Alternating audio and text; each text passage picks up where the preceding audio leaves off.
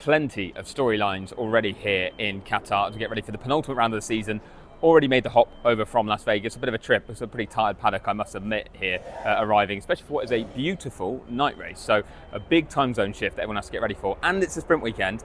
And there's the added complexity of a mandatory 25-lap maximum stint length imposed by Pirelli, which means it will definitely be at least a two-stop race.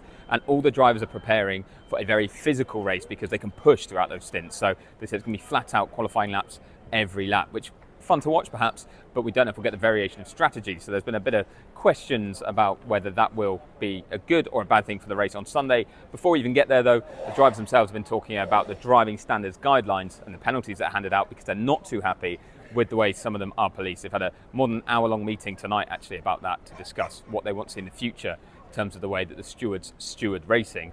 And actually some interesting comments from Carlos Sainz in the press conference, praising some of the analysis done by TV pundits who have recently driven F1 cars, the likes of Jolyon Palmer on F1 TV, Karun Chandhok as well on Sky Sports, that really go into detail and analyse, and he says get it right a lot of the time. And he really likes the way they do it, and he says that shows it's possible. So maybe we've just got the wrong guidelines in place for the stewards right now, and we need to change that.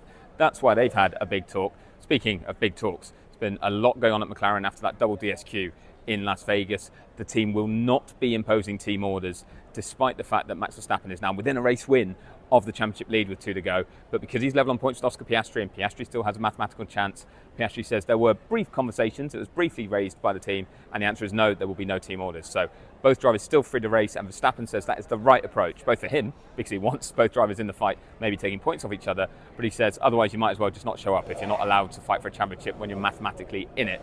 We'll see if it turns out to be the right decision. It'll be an exciting one for us as the weekend gets underway tomorrow. Sprint qualifying tomorrow night will be crucial, and then into the sprint on Saturday. So 2 opportunities to score points, and Lando Norris can become world champion here this weekend. If he wins on Sunday, then he only needs to have finished in the top 7 in the sprint. So that's the first job, get top 7. Those couple of points means a victory on Sunday will guarantee him the title. Otherwise, he just needs to outscore Verstappen and Piastri by at least 2 points, and the championship is his. All to play for here in Qatar.